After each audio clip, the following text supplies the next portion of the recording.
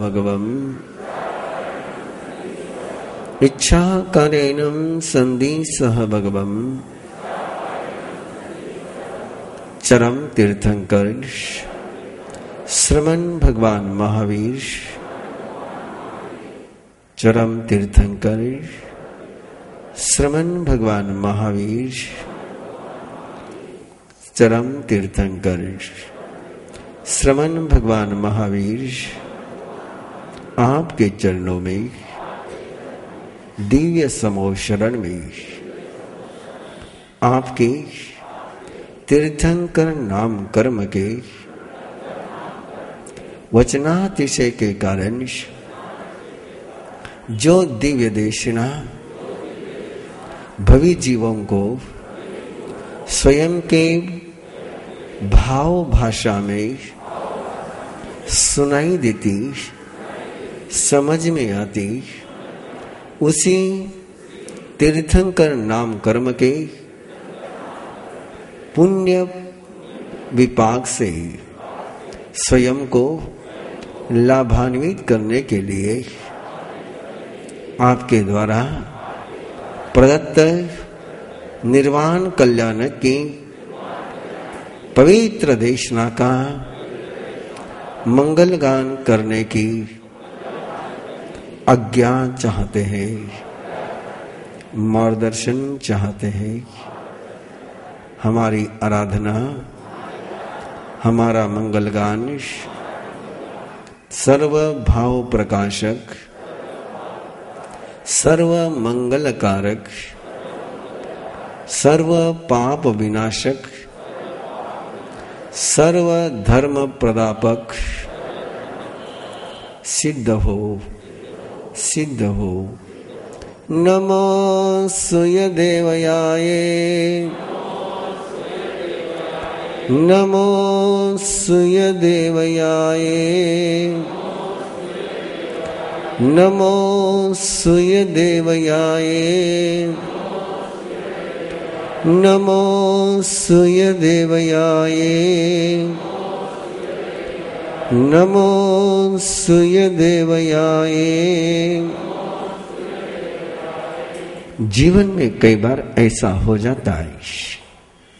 मंगल मार्ग का चुनाव करने के बावजूद मांगल्य की अनुभूति नहीं होती है। धर्म के रास्ते पर चलते हुए भी धर्म की अनुभूति नहीं होती है। ऐसा इसलिए होता है कि जिस मार्ग को हमने चुना है उस मार्ग की मर्यादा का परिपालन नहीं करते। ब्रह्मचर्य सर्वश्रेष्ठतम साधना, ब्रह्मचर्य जीवन को सौभाग्य के शिखर पर पहुंचाने वाली साधना है। ऐसे ब्रह्मचर्य की साधना करने वाले यदि उसकी मर्यादा का पालन नहीं करते तो उनकी साधना ही उन्हें कैसे धर्म से भ्रष्ट कर देती है, कैसे बीमार कर देती है। जोधपुर चतुर्मास चल रहा था और वहां एक बहुत अच्छे तत्वचिंतक ज्ञाता जवरीमल जी पारक, गोल्ड मेडलिस्ट सीए, जिन्होंने अपनी टॉप मोस्ट प्रैक्टिस छोड़ करके जिनेश्वर के जिन आगमों के संशोधन के लिए स्वयं को समर्पित कर दिया था, जो ऐसा जीवन जीते थे कि जिनको देख करके संतों को भी प्रेरणा मिलती थी। इतना अद्भुत जीवन था उनका। अब वो नहीं रहे, लेकिन जब तक वो थे तब तक उनको जैन समाज का महात्मा गांधी कहा जाता था। जैसे महात्मा गांधी आधी लुंगी पहनते थे वैसे ही वे आधी लुंगी पहनते थे, ऊपर कोई पंचा नहीं, एकांतर करते थे। और एकांतर में यदि वो उनके स्थान पर है तो केवल 4 या 5 द्रव्य का ही भोजन करते थे। और वो भी सौर ऊर्जा से पका हुआ है। बहुत अद्भुत व्यक्ति थे, उनके सानिध्य में रहने का सौभाग्य मिला था। एक बार उनसे बातचीत करते हुए मैंने सहज जिज्ञासा करी कि गृहस्थियों के चेहरे पर तनाव दिखे समझ में आता है, गृहस्थी के चेहरे मुरझाए हुए दिखे समझ में आता है, गृहस्थ के चेहरे बोझ ढोते हुए गधे के समान नजर आ जाए समझ में आ जाता है। लेकिन संतों के चेहरे पर तनाव क्यों है? संतों के चेहरे प्रसन्न क्यों नहीं है? उनके चेहरे पर मस्ती क्यों नजर नहीं आती है? उन्होंने बहुत सुंदर जवाब दिया था, बहुत प्यारा जवाब दिया था, बहुत कड़वा जवाब दिया था। बोले भावना में आकर के दीक्षा तो ले ली, रास्ते पर तो चल पड़े, लेकिन अंतर में उस संयम के रस की अनुभूति नहीं आ रही है, साधना के आनंद की अनुभूति नहीं आ रही है। अब न छोड़ा जा सकता है न पकड़ा जा सकता है, और इस द्वंद्व में अंदर की सारी मस्ती त्रस्त बन जाती है। यही अपने जिंदगी की विडंबना है। और इसी विडंबना में उलझने के बाद कैसे परिणाम प्राप्त होते हैं, और परमात्मा का एक ऐसी देशना जो बताती है कि ब्रह्मचर्य की साधना करने वाला यदि ब्रह्मचर्य की मर्यादा का पालन नहीं करे, केवल ब्रह्मचर्य का पालन करे और ब्रह्मचर्य की मर्यादा का पालन नहीं करे, तो वो कैसे बीमार पड़ जाता है। शारीरिक दृष्टि से बीमार पड़ जाता है, मानसिक दृष्टि से पागल हो जाता है। कैसे उसका क्रम चलता है। कोई भी व्रत हो, कोई भी साधना हो, उसकी मर्यादाएं होती ही होती है। अहिंसा महाव्रत की भी 5 मर्यादाएं, सत्य महाव्रत की भी 5 मर्यादाएं, अचौर्य महाव्रत की भी 5 मर्यादाएं, ब्रह्मचर्य की भी 5 मर्यादाओं के साथ और 5 मर्यादाएं इस अध्याय में दी। अपरिग्रह की भी 5 मर्यादाएं होती है। महाव्रतों की मर्यादाओं का जो पालन करते हैं वही महाभारत का आनंद ले पाते हैं। जो महाव्रत की मर्यादाओं का पालन नहीं कर सकते, जैसे बिजली है, इलेक्ट्रिसिटी है, इलेक्ट्रिसिटी का यूज करने के लिए एक मर्यादा है कि उस पर रबर की कोटिंग होनी चाहिए, और उस वायर पर यदि रबर की कोटिंग न हो और सीधा ही कोई वायर को पकड़ने जाए तो क्या होगा, ये मुझे आपको कहने की आवश्यकता नहीं है। वैसे ही ये साधनाएं विद्युत तरंगे है, ये विद्युत का प्रवाह है, ये तेज का प्रवाह है। इस तेज के प्रवाह को यदि इनकी मर्यादाओं के साथ नहीं लिया गया तो जैसे बिजली का झटका लग करके गतप्राण हो जाता है व्यक्ति, वैसे इन साधनाओं के झटके से भी मर्यादा का उल्लंघन करने के कारण से चेतना रुग्ण हो जाती है, चेतना विकृत हो जाती है। ऐसी हमारी चेतना न हो, ऐसा हमारा जीवन न हो। जिसकी साधना हम करते हैं उसकी मर्यादा को भी हम स्वीकार करेंगे तो साधना का आनंद भी आएगा, वो साधना सिद्ध भी होगी। अब वो ब्रह्मचर्य की मर्यादाओं को समझे कि जिनके कारण से ब्रह्मचर्य समाधि देता है, जिसके कारण से ब्रह्मचर्य में एक प्रसन्नता की अनुभूति होती है, आनंद की अनुभूति होती है, और जिसके नहीं रहने के कारण से ब्रह्मचर्य की साधना शंकाकुल, कामीश, विकृत, बीमार कर देती है। उन मर्यादाओं को प्रभु के शब्दों में समझे, प्रभु के भावों में उनको ग्रहण करे और जीवन को मर्यादा युक्त बनाने के संकल्प के साथ आइए पेज नंबर 55। संयमे औसम तेनम भगवया एवं अखायम य खलु थेरे हिम भगवन्ते हिम दस बम्बचेर समाई ठाना पन्नता जे भिको सोचा निसम संजम बौले संवर बौले समाई बौले गुत्ते गुत्तेंदिये गुत्त बम्भयारी सया अपमत्ते विहरे जा तेरे खलु ते तेरे हिम भगवन्ते हिम दस बम्बचेर समाही ठाना पन्नता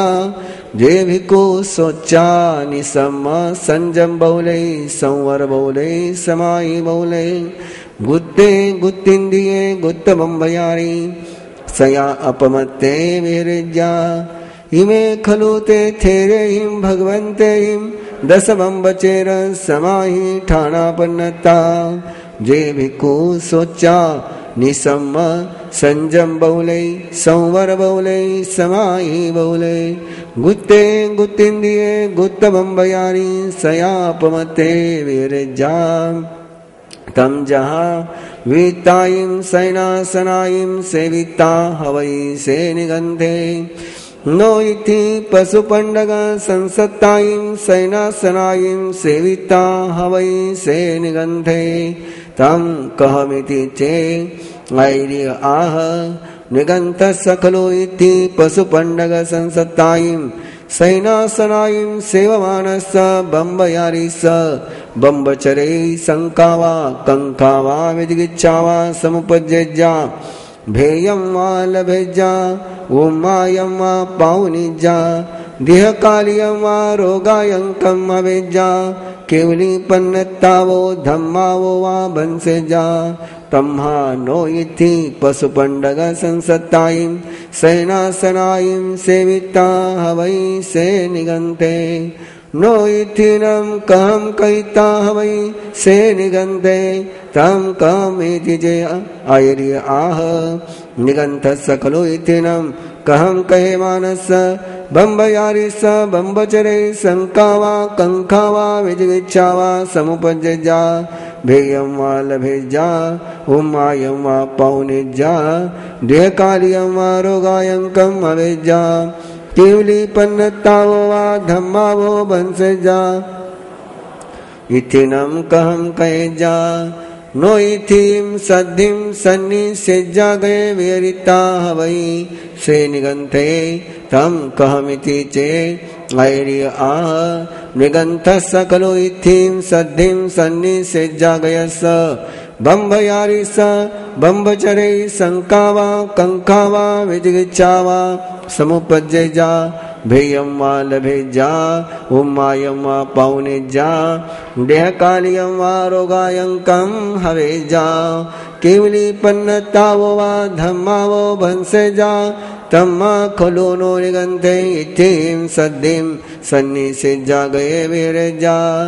नो इथिनं इंद्रियायिं मनोहरायिं मनोरमायिं आलोहिता निजायिता वै से निगंधे तम कहमिति जे ऐर्य आह निगंथ सकलो इथिनं इंद्रियायिं मनोहरायिं मनोरमायिं आलोये मानस निध्याय मानस बम्बयारिस बम्बचरे संकावा कंखावा विजिगिच्छावा समुपज्जया फेयं वा लभेजा उमायं वा पौनिजा देहकालियं वा रोगायंकं केवली पन्नत्तावो वा धम्मवो बंसेजा तम्मा खलु निगंधे नो इथिनं इंद्रियायिं मनोहरायिं मनोरमायिं आलोयेजा निजायेजा नो निगंधे इथिनं कुडं तरं शिवा दुसं तरं शिवा भित्तं तरं शिवा कुय्य सद्दं वा रुय्य सद्दं वा गीय सद्दं वा हस्य सद्दं वा थन्य सद्दं वा कंदिय सद्दं वा विलविय सद्दं वा सुनेता हवै से निगंधे तम कहमिति जे ऐर्य आह निगंथ सकलो इथिनं कुडं तरं शिवा दुसं तरं शिवा भित्तं तरं शिवा कुय्य सद्दम वा रुय्य सद्दम वा गिय सद्दम वा हस्य सद्दम वा थनिय सद्दम वा कंदिय सद्दम वा वेलविय सद्दम वा सुनेमानस बम्बयारेस बम्बचरे शंका वा कंका वा विजिगिच्छा वा समुपज्जया भेयं वा लभेजा उम्मायं वा पावनिजा देयकालियं वा रोगायंकम् केवली पन्नतावो वा धम्मवो भंसेजा तम्मा खलु निगंधे नोइतिनम कुड्डम तरम शिवा दुस्सम तरम शिवा वित्तम तरम शिवा कुय्य सद्दम वा रुय्य सद्दम वा गिय सद्दम वा हस्य सद्दम वा थनिय सद्दम वा कंदिय सद्दम वा विलविय सद्दम वा सुनिमाने विरेजा नो निगंधे इत्थिनं पुवरयं पुवकिल्यं अनुसारिता वै से निगंधे तम कहमिति चे ऐरि आह निगंधस्य खलु इत्थिनं पुवरयं पुवकिल्यं अनुसरमानस बम्बयारिस बम्बचरे शंका वा कंका वा विजिगिच्छा वा समुपज्जया भेयं वा लभेजा उम्मायं वा पावनिजा देयकालियं वा रोगायंकमवेजा केवली पन्नतावो वा धम्मावो मनसेजा तम्मा खलु नो निगंधे इत्थिनं पुवरयं पुवकिल्यं अनुसरेजा नो पनियं आहारं अवै से निगंधे तम कहमिति जे ऐरि आह निगंधस्य खलु पनियं पान भोजनम आहारे मानस बम्बयारिष बम्बचरे शंका वा कंका वा विजिगिच्छा वा समुपज्जया भेयं वा लभेजा उम्मायं वा पावनिजा देयकालियं वा रोगायंकं हवेजा केवली पन्नतावो वा धम्मावो वंसेजा तम्मा खलु नो निगंधे पणियं आहारं आहारेजा नो अयि मायाये पानभोजनम् आहारेता हवै से निगंधे तम कहमिति चे ऐरि आह निगंधस्य खलु अयि मायाये पानभोजनम् आहारे मानस बम्बयारिस बम्बचरे शंका वा कंका वा विजिगिच्छा वा समुपज्जया भेयं वा लभेजा उम्मायं वा पावनिजा देयकालियं वा रोगायंकं हवेजा केवली पन्नतावो वा धम्मावो वंसेजा तम्मा खलु नो निगंधे अयि मायाये पानभोजनम् आहारेजा नो विभूषानो वायि हवै से निगंधे ऐरि आह विभूषावत्तिये विभूषीय शरीरे इत्थि जनस्य अभिलषनिज्ये हवै तोनं तस्य इत्थि जनेनं अभिलषनिज्यमानस्य बम्बयारिस बम्बचरे शंका वा कंका वा विजिगिच्छा वा समुपज्जया भेयं वा लभेजा उम्मायं वा पावनिजा देयकालियं वा रोगायंकं हवेजा केवली पन्नतावो वा धम्मावो वंसेजा तम्मा खलु नो निगंधे विभूषो नो वायि हवै विजा नो सद्द रूप रस गंध फासानु वायि हवै से निगंधे तम कहमिति चे ऐरि आह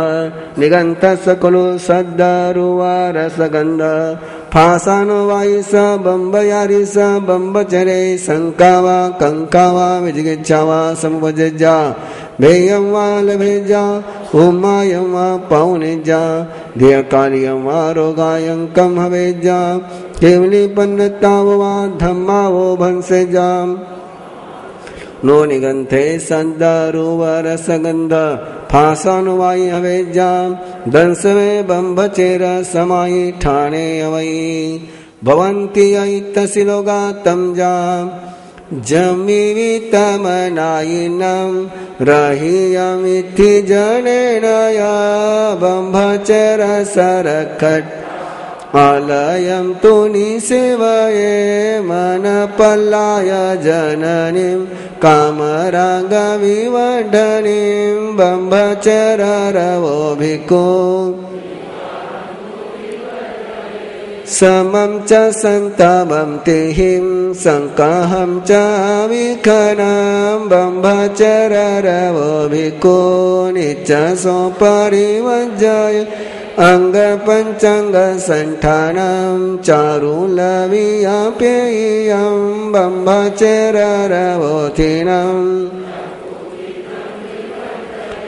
कुय्यं रुय्यं गियं हास्यं थनीय कंदियं ब्रह्मचर्यरवोथिनं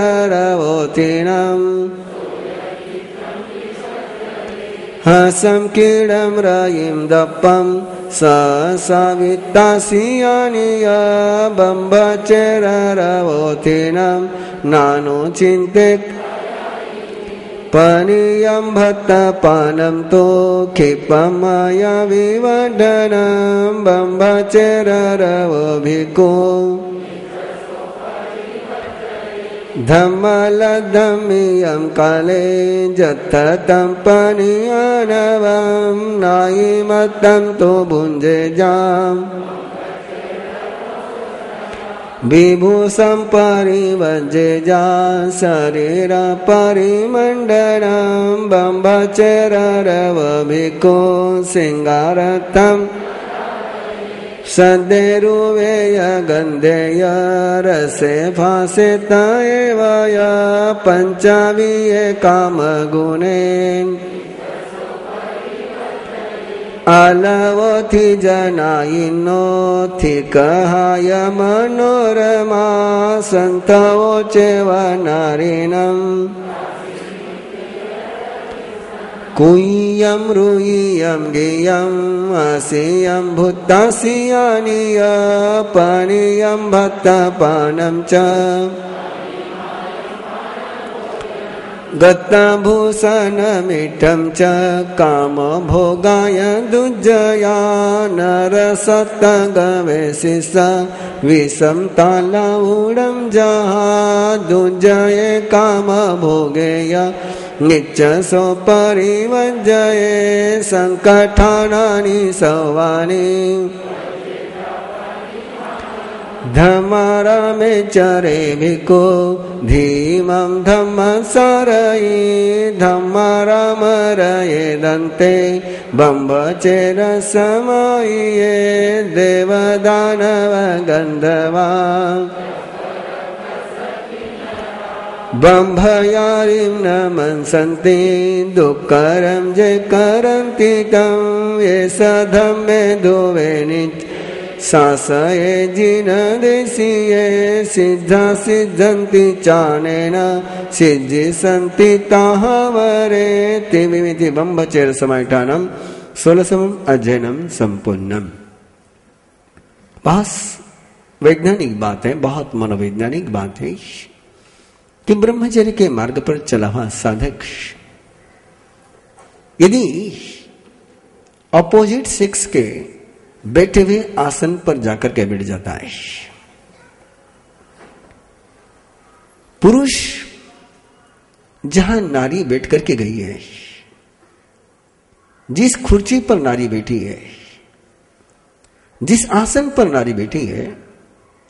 और उसी आसन पर वहां से नारी के चले जाने के बाद जाकर के बैठता है तो भी दिक्कत है। और कई तर्क करते हैं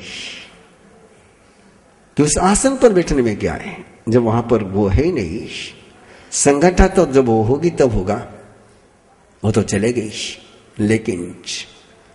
परमात्मा प्रभु महावीर का दिव्य ज्ञान आज इस बात को सभी जानते हैं कि व्यक्ति चला जाता है,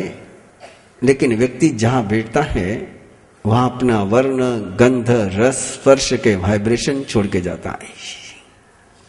उसकी ओरा भी वहां रहती है। कुत्ते, डॉग, श्वान किसी चोर की खोज करते हैं, किसी अपराधी की खोज करते हैं, इसी आधार पर करते हैं कि उसके गंध को अनुसंधित करते हुए करते हैं।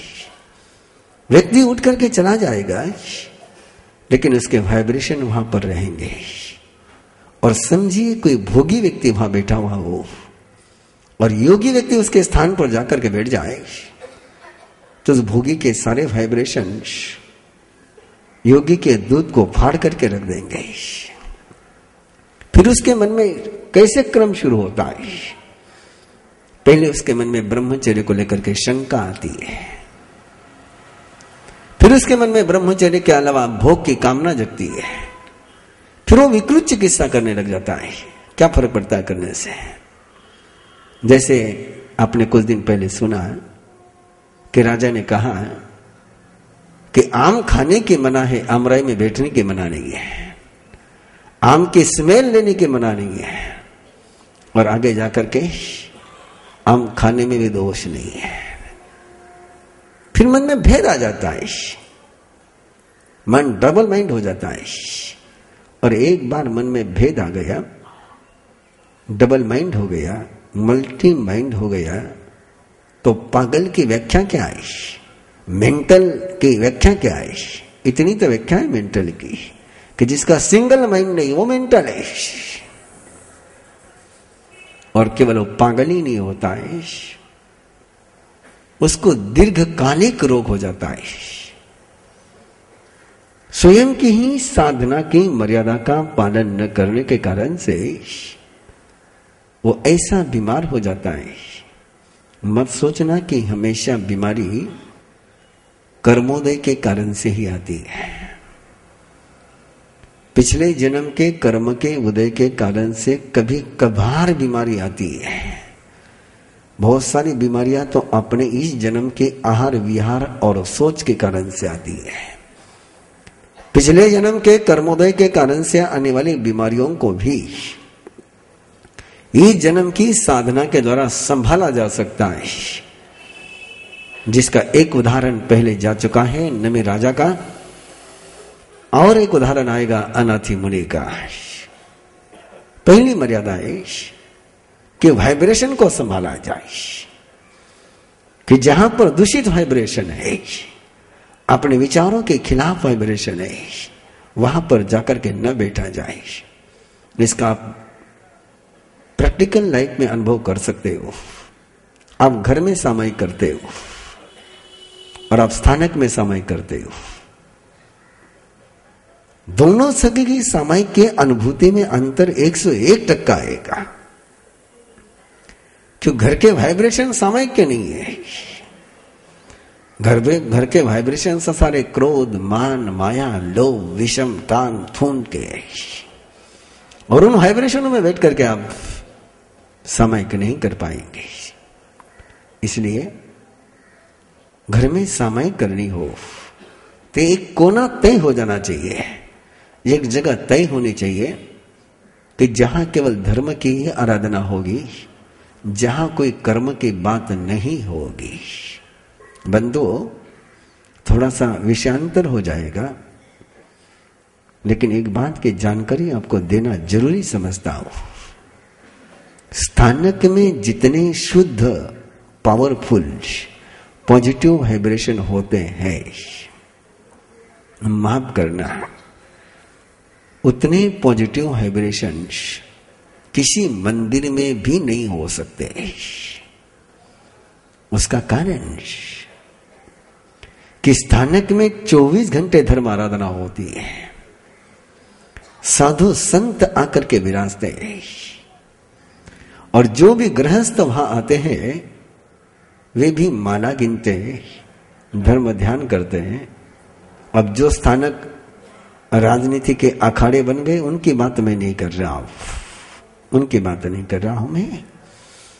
जो सही मायने में स्थानक बने हुए, उनकी बात कर रहा हूं मैं। पंजाब का एक शहर, उसका नाम भी नवा शहर,